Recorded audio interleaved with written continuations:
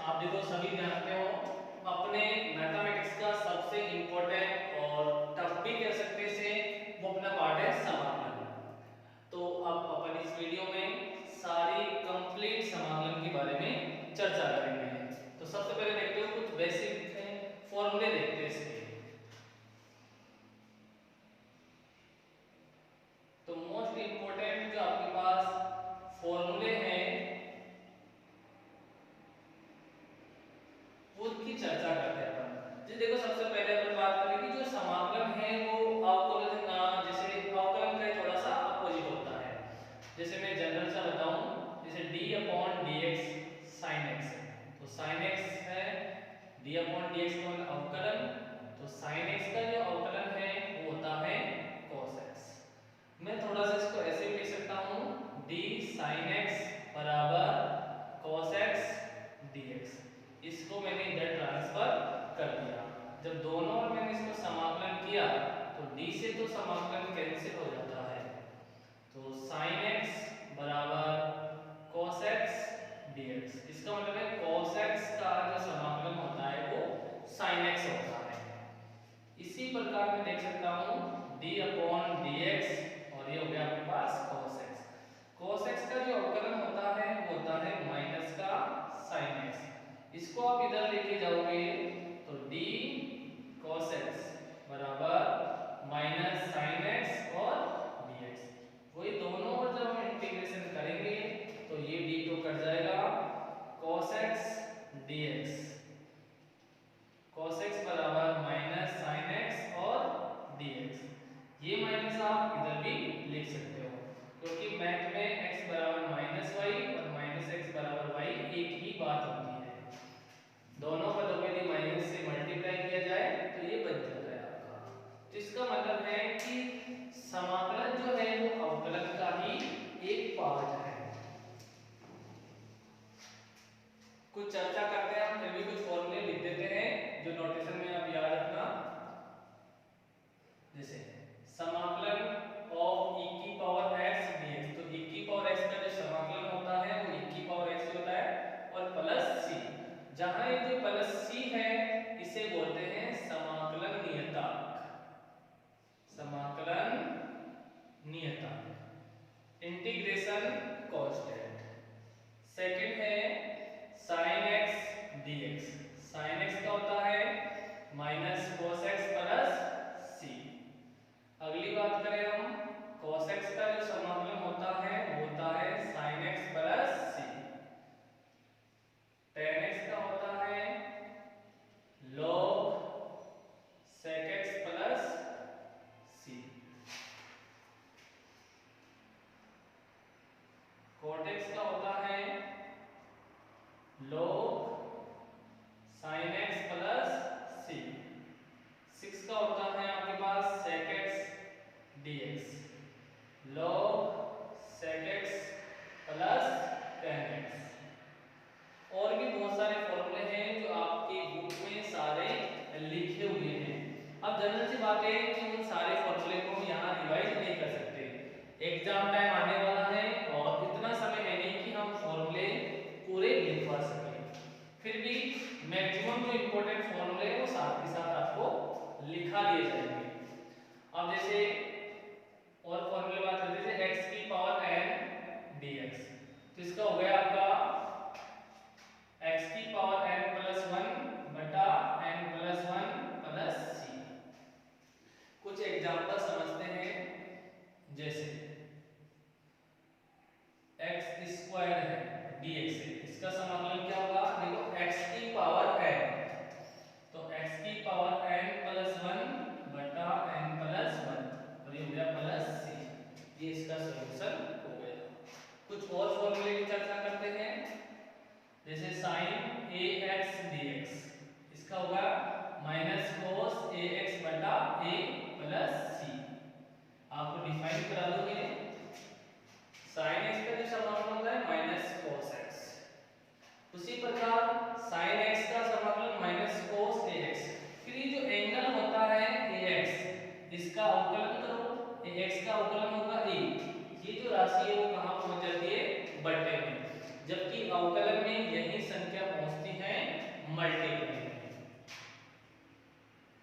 Upon dx sin ax, तो इसका होता है cos ax, और ये जो ax का जो a है वो कहाँ पे आता है, मल्टीपल में, अवकलन में। इसका मतलब अवकलन और समाकलन एक दूसरे के अपोजिट होते हैं यहाँ पे। और एग्जांपल करते हैं, जैसे cos ax, इसका होगा sin ax बटा a प्लस c। ठीक है, तो ये जनरल से कुछ फॉर्मूले हैं, बहुत सारे फॉर्मूले हैं जिसके बारे में अगर मैं आपको बता दूं, बुक में आपके लिखे हुए पेज नंबर 217 पे आप सारे फॉर्मूले डिफाइन कर सकते हैं, देख सकते हैं। और अब हम पढ़ते हैं 9.1। जैसे जैसे क्वेश्चंस होते जाएंगे वैसे वैसे उनके लिए हम फॉर्मूले बताते जाएंगे कि इनका फॉर्मूले कैसे यूज हो रहे हैं। पूरे क्वेश्चंस हम यहाँ पे एक बार चर्चा करेंगे। 9.1, 9.2 पूरी कंप्लीट समाकलन के बारे में यहाँ पे हम चर्चा करेंगे। तो इसमें पहला ही क्वेश्चन है कि निम्न फलनों के x के सापेक्ष समाकलन करें। तो पहले का पहला, निम्न समाकलनों का x के सापेक्ष समाकलन करें। तो देखो I बराबर x के सापेक्ष समाकलन का मतलब हुआ dx, क्या दे रखा था, रूट एक्स स्क्वायर, और यहाँ पे दे रखा है 3। इसका मतलब समझ लो केवल ऊपर रूट है, इसका मतलब होता है पावर में 1/2। यहाँ 3 है, इसका मतलब है पावर में 1/3। जैसे इसके ऊपर रूट और यहाँ पे 3 लगा हुआ है, इसका मतलब इसकी पावर 1/3। रूट और यहाँ पे 4 होता तो इसको मतलब है x की पावर 1/4। कुछ नहीं है मतलब 1/2, 3 है तो 1/3, 4 है तो 1/4। इस प्रकार से नोटेशन चलता है। तो इसके अकॉर्डिंग हम देखें तो ये x स्क्वायर उसकी पावर में कितना है 1/3 dx। घातें आपस में गुणा हो जाती है तो x की पावर 2 into 1/3 dx। तो ये हो गया x की पावर 2/3। हमें दिख रहा है कि देखो ये x की पावर n है, चर की पावर अचर, तो समाकलन ऑफ x की पावर n dx, इसका समाकलन होगा x की पावर n + 1 बटा n + 1 और प्लस में c। तो यहाँ बात करते हैं हम, तो ये हो गया x की पावर 2/3 + 1 और 2/3 + 1 और प्लस में है आपका c। नेक्स्ट देखते हैं हम, यहाँ एलसीएम लेंगे, x की पावर 3 और 2 5, 5/3 और ये भी हो गया 5/3 प्लस c। ये 3 ऊपर चले जाएगा तो जो y हो गया आपका 3/5 और x की पावर 5/3 प्लस c। तो ये आपका पहले का पहला क्वेश्चन हो गया। सेकंड क्वेश्चन की चर्चा करते हैं हम। I बराबर 1/2x और dx। देखो ये दिख रहा है आपको अचर की पावर चर, तो मैं आपको बता दूं a की पावर x dx, इसका जो समाकलन होता है वो होता है a की पावर x और log a और प्लस c तो आपका होता है। यहाँ जो है वो a की पावर x जैसा दिख रहा है वो अचर की पावर चर, तो ये क्या हो गया आपका a की पावर x और log a मतलब 1/2 की पावर x और log a की जगह है 1/2 और प्लस c। ये हमारा इंटीग्रेशन हो गया। अब आपको बताया इसका I बराबर a और ये 2 log ax dx। देखो log की कुछ प्रॉपर्टीज थी हमारे पास, जैसे आ जाए n log m, ये 11th का पार्ट था, लेकिन फिर भी यदि आपके क्वेश्चन में आ रहा है तो हम इसको एक्सप्लेन करेंगे। log की प्रॉपर्टी में क्या होता है, यदि कोई कांस्टेंट राशि आगे होती है तो ये घात में चली जाती है, तो ये बन गया log m की पावर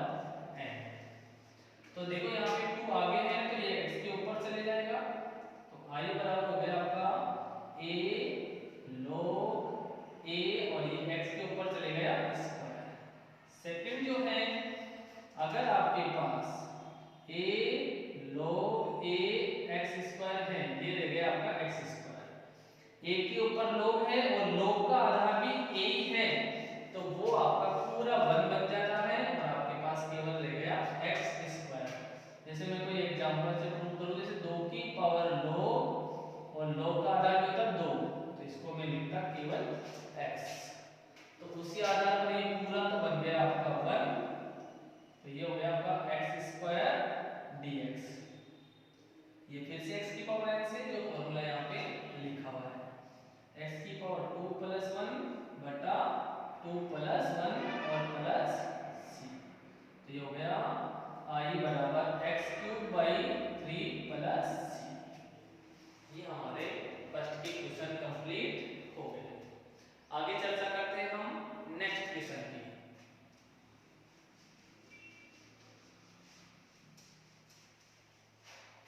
देखो नेक्स्ट क्वेश्चन है आपका क्वेश्चन नंबर 2।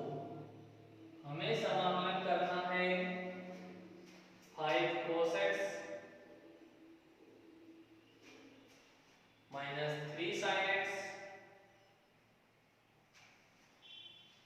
प्लस 2 बटा cos स्क्वायर x dx।